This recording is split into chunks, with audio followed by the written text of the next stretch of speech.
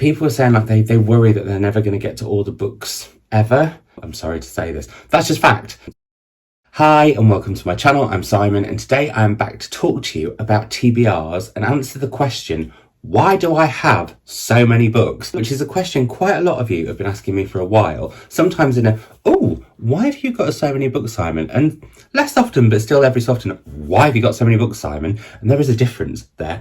Anyway, that alongside with watching a video from Mercedes where she was talking about how she wanted to get hers to a much smaller TBR made me think about TBRs and different sizes and all those kind of things. And so I thought, right, let's do this video. And actually on Instagram yesterday, if you're not following me, it's always linked down below, and it is where I ask questions because I get a quicker response about videos I want to make and stuff, just FYI. I asked for your questions and thoughts on this TBR and just TBRs in general, and you had some corkers, some which I already wanted to talk about and will do, some which gave me different ideas around that and how to talk about it, and different thoughts that I hadn't thought.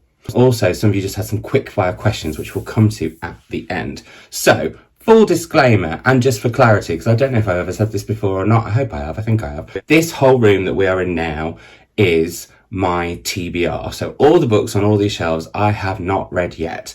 Now, some people that would cause nightmares, some people that would be exciting. We're going to go through all of that later, but that's just where we start off. And I thought what I would talk about first, why do I have this many books? There's the answer that goes back in time, which let's do first. So, once upon a time, there was a little boy. No, once upon a time, I should have got it out. I missed a trick there. Way back when I was little, my first memories of books are just being surrounded by them. I grew up in my grandparents' house because my mum had me when she was very young. She was still at school, and so we were living with them. And my gran was an avid reader. My mum's an avid reader. My gran was an avid reader too. She would have loved this channel. She would have been on it and all sorts. You would have all had a hoot with Dorothy. We always had a lot of books around us, and I don't know why. I think because it's the fabric of your childhood home where you feel particularly safe or whatever. That resonates with me, and reading with my gran and my mum. So books have always had that positive connotation until I stopped reading when I was 16, but we'll come to that later. The other early memory that I have is being in Scarthin Books in Cromford, which is one of the best bookshops in the world. It's still there. But back then in the early 80s, before time began, the children's section was under the stairs, and it was just, you were surrounded by kids' books, and I would be left down there because it was a safe place. I mean, I'm not sure how people feel about that now, while my gran and mum went around the rest of the bookshop. And that bookshop was also really, I think, integral to my reading habits later, and indeed these shelves, because that bookshop sold new and used second-hand books, and, you know, we'd go to town, particularly on the second-hand, because we were from a working-class family, we didn't have loads of money. But the other memory I have is of the library, and it's one of the reasons I'm such a big fan of libraries. When my mum took me to university with her, the library was where she would study and I would escape into the world of books. And so, again, books surrounding me, books comforting me. So that I'm sure a psychoanalyst would take a lot of what was going on here into that. And I'm probably doing it now. Also, bookshops were a huge treat, and we would spend hours rooting through bookshelves, and I would only be allowed like one new book maybe once every month or once every 2 months because mum was a student, we didn't have loads of money. And so they were a real treat. And I think when you get older and you can get those treats, sometimes you overdo it. I mean, the other equivalent I will give you is Jelly Belly. When I was a kid, I could not get loads of Jelly Belly. As an adult, I can get as much as I like. Not wise, considering I'm diabetic, but still. That's kind of where this sort of love of being surrounded by books came from. Now, admittedly, I stopped reading between the ages of 16 and 23. I had an awful English teacher. I didn't enjoy it. I left school at 16, thought books were boring, elitist, blah, blah, blah. Was too busy getting drunk and dancing in clubs, and just didn't have time for books until my friend Polly, and this, I love this, just Polliness of it all. I've known Polly since I was 3, and I went into hospital for a really big operation, and she got me a copy of The Surgeon by Tess Gerritsen. Wise, considering it was about a psychopathic surgeon. Cheers, Paul. Also, Rebecca by Daphne du Maurier and The Body in the Library by Agatha Christie. I read them, devoured them, that was it. It came back. And the first thing that I wanted to do, I remember, is get more books to have, because I wanted to I was so excited and I wanted to feed that excitement. This is relevant to this. There was a bookshop down the road from me in Tooting in South London, where I lived for 10 years. It was selling, I think it was 6 books for £1. And so within the space of like, I think 3 months, I had accumulated this whole, like, piles and piles of books and bookshelves on the bedroom wall of the flat me and my ex-husband had. So that's where it started. And then every time I moved, I didn't cull necessarily, I would keep and collect. So when I left London, I put them all in boxes, put them all into storage, and then sort of forgot about them because I only had a small TBR because I was my auntie's nanny and just had well, it was a decent sized room, but it was just no space for loads of books. I moved again, I managed to get more bookshelves. So all of those books went out, and some of them are still here because I still haven't read them. And we're talking about, like, I bought some of these books 15, 16, 17 years ago. Maybe not that long, maybe 15 years ago. That's beside the point. And we moved, everyone joked, oh, you're going to get somewhere bigger because you want to have somewhere for your books. And my response was yes, because to me, not only are these comforting, but these books feel like my future. These are future adventures that I'm going to go on. And when everything is so uncertain, regardless of what's going on in the world right now, there's something about this that grounds me, and it shows that I've got a focus. I don't know if that's because in my past I've had times where I'm not sure how much time there is ahead without it getting too gloomy and going too dark, but that it's just a thing that I've got. So that's how I got all of these books. Now, lots of you want to know how many there were. I have not dead count them because I think it would make my head explode, although it would also be interesting to know. But I worked out that there's roughly 32 books on each of these size shelves. I have 58 of those, so that equates to 1,856 books, roughly, of all different sizes. Now, if I on average read 120-ish books a year, that means that is 15 and a half years of my future ahead of me. I'm 38. I'm hoping that I'm going to live 15 more years and more, but who knows? So to me, that seems like a realistic amount of future to be excited about. And also, these shelves do change. I have a cull every few months, etc. So it's not like this is the end of TBR. This is the kind of moving around TBR. But on that note, this is it. Like, I can't have, and there have been conversations about it, but I can't have any more bookshelves in any other room. Although I did try and pitch for, we've got 2 spare rooms in this house, and I did try and pitch for one around the bed head. It could be all bookshelves for one of the spare rooms, and wouldn't that be lovely? It's being mulled over. I think the answer is going to be no, but hey ho, what can we do? I can't extend up on these shelves anymore. I have no space for any more shelves. Some people were suggesting I could put shelves on above my fireplace. Now my nana's painting's not there, but I'm going to get a big print for that. I've waffled on. So when I asked you all for questions on Instagram, one thing that I found slightly, I don't know if I found it disheartening or not, but I was shocked by how the general tone was, does it not make you feel anxious, intimidated, overwhelmed, guilty? The answer, if I'm really honest, is no. Do I feel guilty that these books have not been all read yet? No, because my intention, I want to be much more about intentions because they can change. My intention is that I will read these at some point. I might not like them all, I might not finish them all, but I will read them at some point. I might call them at a different point, which we'll come to later, but that's how I feel about it. And also, I think we've become obsessed with feeling bad about stuff, and I don't think we should. It's like the whole thing around guilty pleasures. I don't believe in it. Just let it be a pleasure. Why do we have to feel guilty unless we've done something truly heinous? I've bought lots of books and been sent lots of books. I get to go into a bookshop in my house, essentially, and shop my shelves. You wouldn't feel guilty or overwhelmed when you walk into a bookshop. And for me, that kind of feels like the same. It just happens that I've been in the bookshop and brought quite a lot of it home on various different occasions because I like to support the industry, as well as I'm lucky enough that I, having worked in the industry for 15 years now, I get sent a lot of books. And that's something actually I did want to say. So some of the books have come with me over the last how many years. Other books have arrived from publishers, and I'm very lucky for that. But also, I just want to bring that up because, yes, I'm lucky, but I think sometimes when we apply the word lucky to people, it really kind of washes over the fact that people have worked hard. I've worked hard in the last 15 years in the industry and ended up getting books through that. I've worked hard when I've been paid, like we all do, and I've spent my earnings on books. I don't drink anymore. As I mentioned, I had those years where I drank excessively and it was all a little bit wrong. I don't smoke anymore. This is my thing that I like to spend my money on, and also because I work in the industry, I get books for work, which again we'll come to later. Do you think sometimes we all too easily say, oh, that person's so lucky, and it almost eradicates any work they've put into that? That's by the by, it's got nothing to do with TBRs, but I just thought I'd bring it up. So no, I don't feel guilty about it. Some people are asking if I would like to get to 0. Now, if I'm being honest, the answer is occasionally. There have been moments where, and actually when all of my books were packed when we moved house, we'll come to that right at the end because there's a brilliant question that somebody asked, but I didn't have my books to hand and I just had all these empty shelves and I was thinking, oh, I can start from scratch, but I bet you I'd have invariably ended up with a similar selection to what I've got now, just later on. So there's that. There is also a lovely idea of, having nothing to read and then being able to go to a bookshop or a library and getting a book. However, as the world is now, not likely. I'm not allowed to go shopping or anything at the moment, so I'm pretty glad that I've got all of these to keep me company should I need them. Also, I am a real believer that there's not a right or wrong time to read a book, and books will wait for you. So yeah, people are saying like they worry that they're never going to get to all the books ever. I'm sorry to say this. That's just fact. You are never going to get to all the books that you're going to read. I was thinking like about my gran, bless her, who whenever there's a new Rose Tremaine book and I think she can't get to read it, like at some point, sadly, we're going to hear about a book that we will never read for whatever reason. Who knows what life is going to throw at you each day? So I'd rather live in the moment than be sort of worrying about, I don't think I'm ever going to read that and Tyler on that shelf there. It'll be lovely if I do, but also the world isn't going to end if I don't. I might end, but the world won't. Anyway, how do I keep track of what I have? I don't.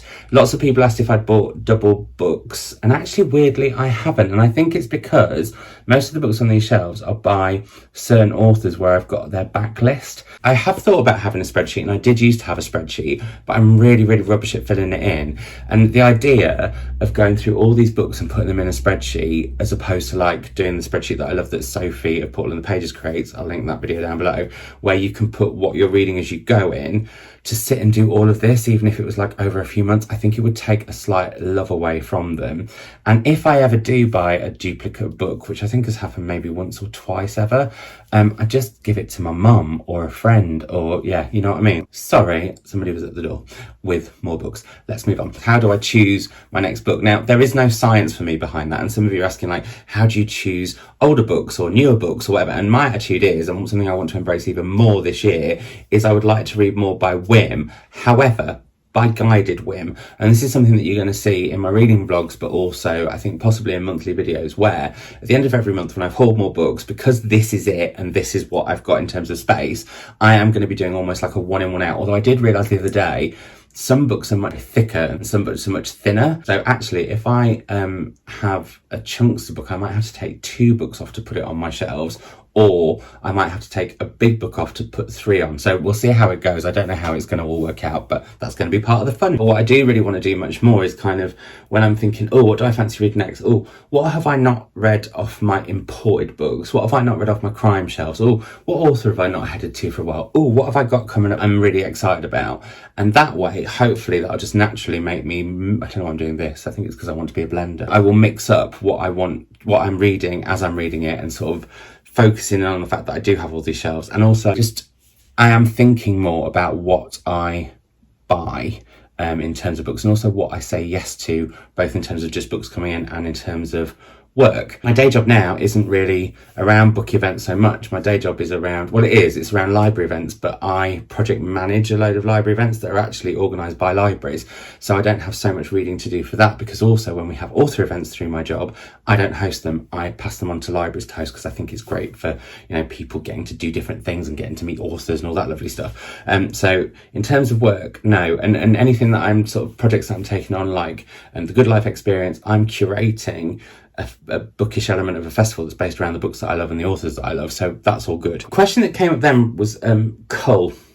Before we head to the quick fire questions, I'm aware I've talked for quite a long time. I'm sorry, it's going to be a longer video than I planned. But how?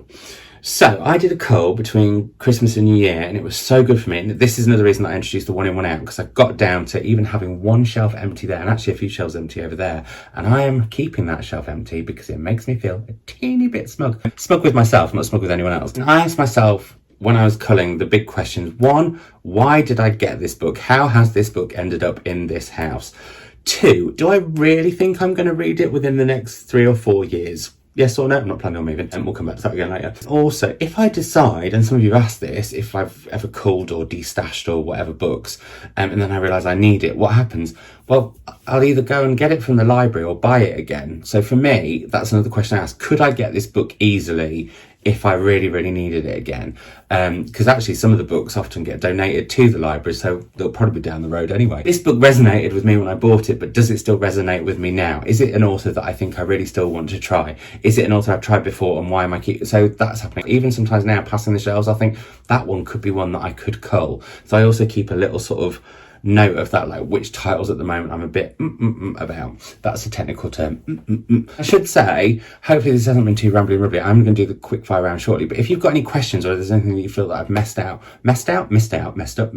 then leave them in the comments down below, because I'd love to chat with you about this. Like, I'm fascinated to hear why people would like to have 0 TBRs, because I don't judge anyone else's TBR or their shelves or anything like that, which actually is one of the quick fire questions, so sorry I've answered that already. One thing I find really funny, and actually something that Ariel Bissett was talking about on her Instagram the other day, is I do find it funny, like when people share something, like if you were with them in a room, say they shared their bookshelf and you thought, oh, I wouldn't do mine like that, I would internalise that. And I do that on the internet too. So it does blow my mind sometimes when like people were messaging me off like, thank God you don't do your bookshelves in rainbow colours.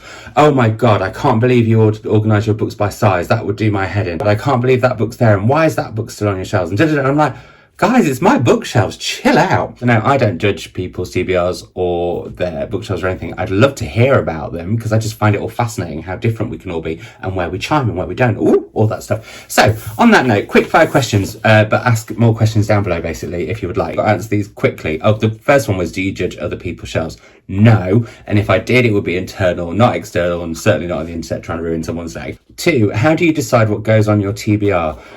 That is so tricky. I will say I'm being more picky about it. And what I'm starting to do is write a list of books. I don't just auto order them on Waterstones or bookshop.org. But I'm keeping a list of sort of books I would quite like to get to at some point. And some of you have asked me about a wish list. I'm not sure how I feel about that. So there's that, but I might talk about that more when I do my bookish catch up in February. Which book has been on your shelves longest? No idea. Don't want to go through that exercise because it might depress me. These bookshelves are fun and joyous, and that's how I want them to stay. It's also why I'm not counting them. Do you keep or replace ARCs? A lot of ARCs or proofs are more beautiful than the finished copy, so often I will keep them. And also I tend to get them signed when I do events in real life. Imagine when that happened. Well, not imagine, remember, but also imagine when that happens again. Are you influenced by a spine? If the marketing department have done their job, probably, but also sometimes I am influenced by the size of a spine. If it's a really big chunkster, sometimes they can be too big. Do you ignore hype? I don't always, and sometimes I can be part of it.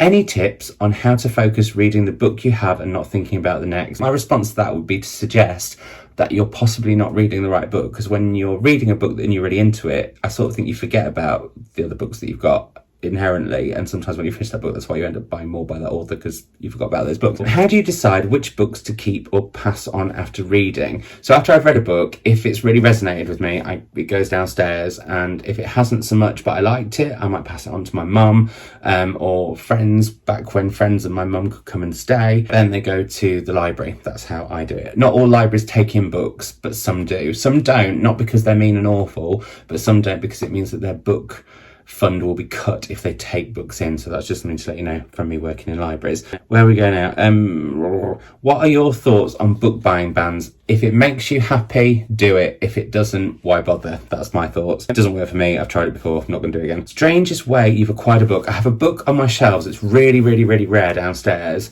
which is by Nancy Mitford, and I've always wanted it.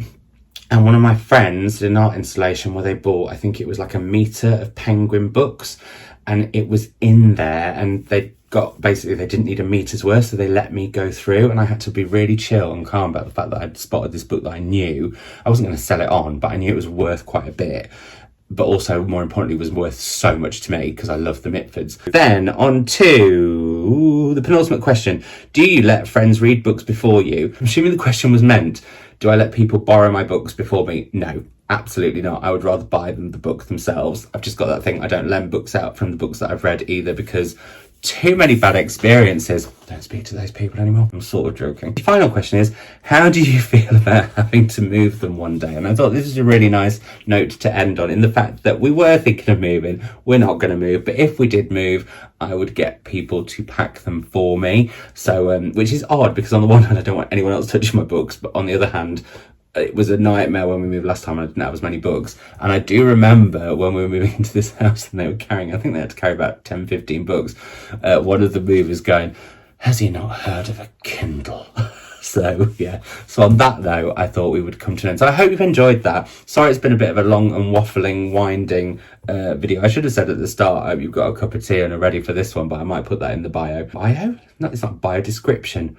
What am I talking about? Anyway, on that note, I better go because I've got to go and get vaccinated. Sadly not that one, but I've got to have my pneumonia jab before I'm allowed that one. I was supposed to be having that one today. So hopefully I'll be having the other one, that one, in 3 weeks, which is exciting and fills me with hope, which is what I want from 2021. Anyway, like I said, any more questions, thoughts, anything you want to chat about TBR wise or these bookshelves wise or anything like that, yeah, let me know in the comments down below and I will see you all soon. Bye.